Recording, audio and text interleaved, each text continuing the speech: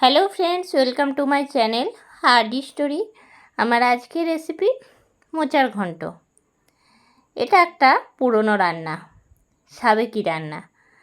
খুব সহজেই কিন্তু বাড়িতে এই রেসিপিটা আপনারা তৈরি করে নিতে পারেন। আজকে আমি মোচা কাটার পদ্ধতি সহ মোচার ঘন্ট রান্না করা আপনাদের সঙ্গে শেয়ার করেছি। কেমন লাগলো রেসিপিটা অবশ্যই আমাকে কমেন্ট করে জানাবেন। সম্পূর্ণ নিরামিষ এই রেসিপিটা আপনারা যে কোনো দিন বানিয়ে নিতে পারেন। দেখে নিন আজকের রেসিপি মোচার ঘন্ট। মোচার ঘন্ট তৈরি করার জন্য সবার প্রথমে যে উপকরণটা লাগবে সেটা হচ্ছে মোচা। আমি এখানে একটা মোচা নিয়ে নিয়েছি। মোচা কাটতে গেলে প্রথমেই কিন্তু হলুদ আর সর্ষের তেল লাগে। তো আপনারা যদি হাতে সর্ষের তেল লাগিয়ে নেন তাহলে কিন্তু হাতে একটুও কালো দাগ বা কালো হবে না, কেননা মোচার মধ্যে একটা কষ থাকে, তার জন্য কিন্তু কালো হয়ে যায় হাতটা। তার জন্য যদি আগে থেকে সর্ষের তেল বা হলুদ লাগিয়ে নিতে পারেন তাহলে কিন্তু কালো হবে না। মোচার একটা একটা করে খোসাগুলো ছাড়িয়ে নেবো আর ছুরি দিয়ে আস্তে করে ফুলগুলোকে ছাড়িয়ে নেব, বা হাত দিয়ে একটুখানি জোরে টানলেই কিন্তু ফুলগুলো ছেড়ে যায়। চারিদিক ঘুরিয়ে ঘুরিয়ে মোচার যে খোসাটা রয়েছে সেটা ছাড়াবো, আর সাইডে যে ফুলগুলো রয়েছে সেগুলোকে ছুরি দিয়ে কেটে নিচ্ছি, তারপরে ছাড়িয়ে নিচ্ছি। এই একই রকমভাবে কিন্তু ফুলগুলোকে ছাড়িয়ে নিতে হবে। তো এখন আমার সব ফুলগুলো ছাড়িয়ে নেওয়া প্রায় হয়ে এসছে। এরপরে আমি মোচার ফুলের যে দুটো অংশ বাদ দিতে হয় সেটা দেখিয়ে দিচ্ছি। এক হলো এই লম্বা মতন একটা অংশ, আর তার নিচে সাদা মতন একটা পাপড়ির মতন। এই দুটোকে একসঙ্গে টানলেই কিন্তু ছেড়ে যায়। এই দুটো অংশ কিন্তু দেওয়া চলে না রান্নায়, তার জন্য ফুল থেকে এই দুটো অংশকে বাদ করে নিতে হয়। এরকমভাবে সবগুলো ছাড়িয়ে নিয়েছি। একটা ডেকচির মধ্যে আমি হলুদ দিয়ে দিলাম আর ভালো করে জলের মধ্যে গুলে নিলাম। মোচাটা কেটে কেটে কিন্তু এর মধ্যে দেব, এতে করে কিন্তু কালো হবে না। সব ফুলগুলো ছাড়িয়ে নেওয়ার পরে কিন্তু ঠিক এরকম একটা অংশ আসে, সেটা কেটে নেব। এই অংশটা এতটাই কচি থাকে যে পুরোটাই দিয়ে দিতে হয়। তো এইটা ছুরি দিয়ে একদম পিস পিস করে ছোটো ছোটো টুকরো করে কেটে নিচ্ছি। মোচা যতটা ছোট করে কাটা যাবে ততই কিন্তু ভালো হয়। তো আমি যেহেতু ছুরি দিয়ে কাটছি তার জন্য দু একটা টুকরো একটুখানি বড় রয়ে গেছে, তবে সিদ্ধর সময় হাত দিয়ে একটুখানি ভালো করে চটকে নিতে হয়। এরপরে ফুলগুলো কেটে নিচ্ছি। যে ফুলগুলো থেকে আগেই পাপড়িটা আর লম্বা একটা অংশ দুটো ছাড়িয়ে রেখেছিলাম, একসঙ্গে হাতের সাহায্যে জড়ো করে নিয়ে ছুরি দিয়ে দিয়ে কিন্তু কেটে নিচ্ছি, যতটা মিহিভাবে কাটা যায়। আর কেটে নিয়ে কিন্তু ডেকচির জলের মধ্যে আমি ডুবিয়ে দিচ্ছি। এখন মোচাটা কেটে নেওয়া হয়ে গেছে, আর আমি কিন্তু হলুদ জলে আগে থেকে ভিজিয়ে রেখেছিলাম। এরপর আমি মোচাটা সিদ্ধ করতে দেবো। তার জন্য একটা ছিদ্রযুক্ত থালা নিয়ে নিয়েছি, আর এর মধ্যে জলটা আমি ঝরিয়ে নেব। মোচাটা আগে থেকে যেহেতু হলুদ জলে ভিজিয়ে রেখেছিলাম তার জন্য কিন্তু একটু কালো হয়নি, হলুদ হয়ে আছে। যদি হলুদ আর নুন জলে আগে থেকে ভিজিয়ে রাখা হয় তাহলে কিন্তু একটুও কষ থাকে না, আর মোচাটা কিন্তু তিতও লাগে না। তো জলটা আমি ভালো করে ঝরিয়ে নিচ্ছি। তারপরে আমি দিয়ে দেবো প্রেশার কুকারের মধ্যে। প্রেশার কুকারে দিয়ে নিয়ে আমি সামান্য পরিমাণে একটু লবণ আর হলুদ দিয়ে কিন্তু সিদ্ধ করতে দেব, আর সামান্য পরিমাণে এর মধ্যে জল দিয়ে দেব। এবারে আমি গ্যাসের মধ্যে প্রেশার কুকার চাপিয়ে দিয়েছি, আর ঢাকনাটা আমি লাগিয়ে দেবো, নিয়ে দুটো সিটি দিয়ে নেব। অন্যদিকে আমি আগের দিন রাতে ছোলার ডাল ভিজিয়ে রেখেছিলাম। আমি এখানে 1 কাপ ছোলার ডাল নিয়েছি, সেটা জল দিয়ে ভিজিয়ে রেখেছিলাম। আর ভালো করে ডালটা ধুয়ে নিয়েছি, ধুয়ে নিয়ে মিক্সিং জারের মধ্যে দিয়ে দিলাম। আর দিয়ে দেবো এর মধ্যে কাঁচা লঙ্কা। আমি এখানে দুটো কাঁচা লঙ্কা দিয়েছি একটুখানি ঝাল হওয়ার জন্য। একদম মিহি পেস্ট তৈরি করে নেব। তবে পেস্টটা তৈরি করার সময় কিন্তু একটু জল দিলে হবে না, জল দিলে কিন্তু পাতলা হয়ে যাবে ছোলার ডালটা। এখন বেটে নেওয়া হয়ে গেছে, আর আমি মিক্সি থেকে পেস্টটা বের করে নিচ্ছি। দিয়ে দেবো এর মধ্যে সামান্য পরিমাণে লবণ, আন্দাজ মতন লবণ দিলাম, সামান্য পরিমাণে হলুদের গুঁড়ো দিলাম, আর ঝালের জন্য তো আগে থেকেই কাঁচা লঙ্কা দিয়েছি। যদি আপনারা কাঁচা লঙ্কা দিয়ে না বাটেন তাহলে এর জায়গায় সামান্য লঙ্কা গুঁড়ো দিয়ে খুব ভালো করে এটাকে মেখে নিতে হবে। অন্যদিকে কড়াই চাপিয়ে নিয়েছি গ্যাসের মধ্যে, আর কড়াই দিয়ে দেবো সর্ষের তেল। সর্ষের তেল দিয়ে কিন্তু তেলটা ভালো করে গরম করে নেব, আর সাঁড়াশি ধরে আমি কিন্তু চারপাশে তেলটা করে নিলাম। তেল এখন খুব ভালো মতন গরম হয়ে গেছে, আর ছোট্ট ছোট্ট করে বড়ার আকারে আমি দিয়ে দিচ্ছি তেলের মধ্যে। যেহেতু মোচা ঘন্টর মধ্যে এই বড়াগুলো দেবো, তার জন্য কিন্তু বড়ার সাইজটা একটুখানি ছোট ছোট করেই করছি। এই বড়া যদি মোচার ঘন্টে দেয়া হয়, মানে ছোলার ডালের বড়া, তাহলে কিন্তু খেতে খুব সুন্দর লাগে। একটা একটা করে বড়াগুলো আমি এরকম গরম তেলে দিয়ে দিচ্ছি, আর কড়াইয়ের চারপাশটা কিন্তু ঘুরিয়ে ঘুরিয়ে দেবো, তাহলে কিন্তু একসঙ্গে অনেকগুলো বড়াই হয়ে যাবে, আর খুব কম তেলে কিন্তু বড়াগুলো হয়ে যাবে।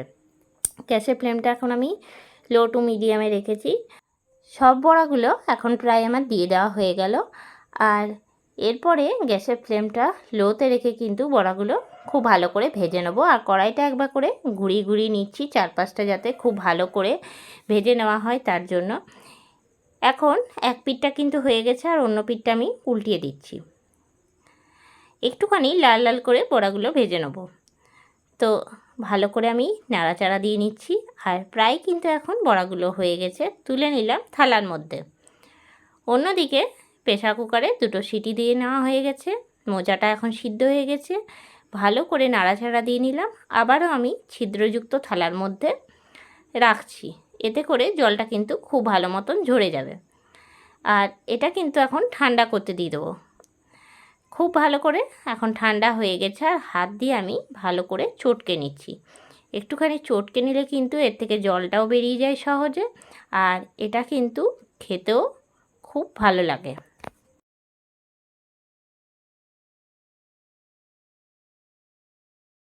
ছোলার ডালের বড়াগুলো ভেজে নেওয়ার পরে ওই একই কড়াইয়ে আমি দিয়ে দিলাম সর্ষের তেল কিছুটা। এরপরে এর মধ্যে ফোড়নে দিয়ে দিচ্ছি শুকনো লঙ্কা 3টে, তেজপাতা 2টো, আর দিলাম গোটা জিরে 1 চা চামচ। দিয়ে নিয়ে ফোড়নটা খুব ভালো করে রেডি করে নেব।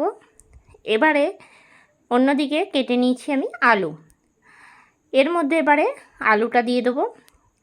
আলুটা ঠিক পোস্তর যেরকম আলু কাটি ঠিক ওই রকমভাবে আলুটা কেটেছি। আমি এখানে 2টো বড় সাইজের আলু নিয়েছি। আলুটা ভেজে নেব, তার জন্য প্রথমেই দিয়ে দিলাম আন্দাজ মতন লবণ আর হলুদ। লবণ আর হলুদ দিয়ে ভালো করে নাড়িয়ে নেব, আর আলুটা কিন্তু ভেজে নেব। গ্যাসের ফ্লেমটা এখন লো টু মিডিয়ামে রেখেছি, সমানে নাড়াচাড়া করে করে কিন্তু আলুটা ভেজে নিতে হবে।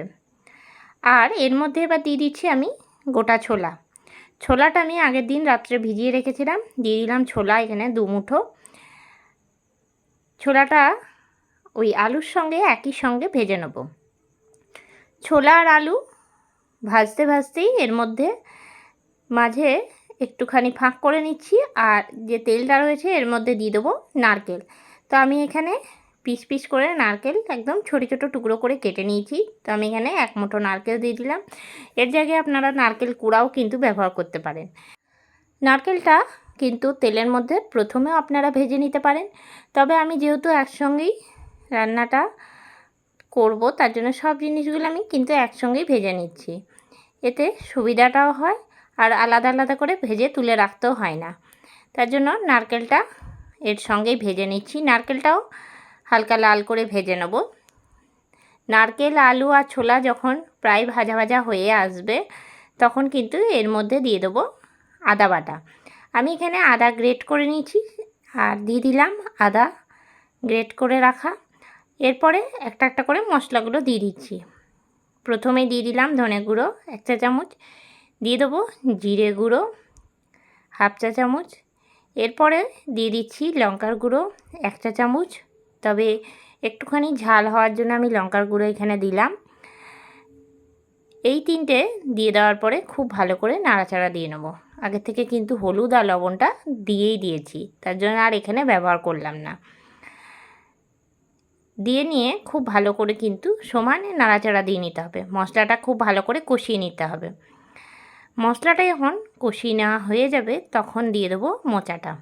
মোচাটা যেহেতু হাত দিয়ে আগে থেকে চটকে নিয়েছিলাম বা মেখে নিয়েছিলাম, তার জন্য কিন্তু এই মোচার ঘন্ট রান্না করতে বেশিক্ষণ সময় লাগবে না, খুব তাড়াতাড়ি হয়ে যাবে। কেননা এর মধ্যে এখন কিন্তু একটুও জল ধরে নেই। মোচাটা দেওয়ার পরে খুব ভালো করে আলু ছোলা মশলার সঙ্গে ভালো করে নাড়াচাড়া দেবো। প্রায় 5 থেকে 7 মিনিট কিন্তু সমানে গ্যাসের ফ্লেমটা লো টু মিডিয়ামে রেখে নাড়াচাড়া দেবো। আর এখন কিন্তু আলুটা প্রায় সিদ্ধ হয়ে গেছে। বেশ কিছুক্ষণ ধরে সমানে নাড়াচাড়া দিতে হবে।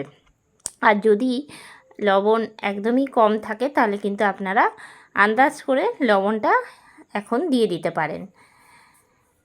খুব ভালো করে নাড়িয়ে নিচ্ছি আর সমানে কিন্তু তল ওপর করে করে নাড়াচাড়া করতে হবে।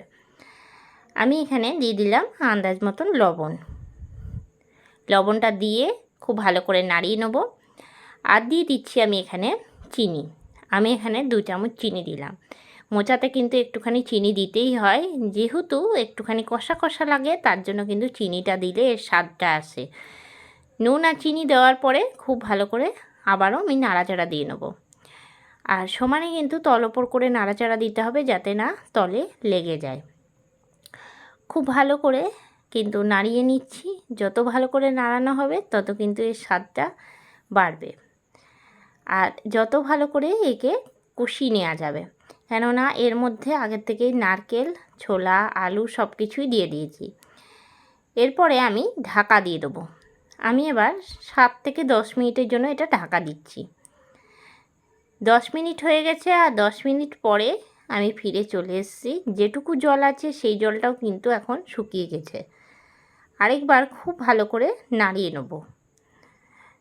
আর এখন কিন্তু প্রায় মোচাটা হয়ে এসছে।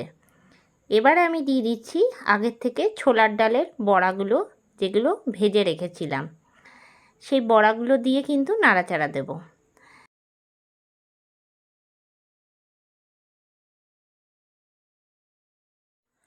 ছোলার ডালে বড়াটা দেওয়ার পরে কিন্তু খুব ভালো করে নাড়াচাড়া দিতে হবে। আর এই নাড়াচাড়া দিতে দিতেই কিন্তু বড়াগুলো নরম হয়ে যাবে।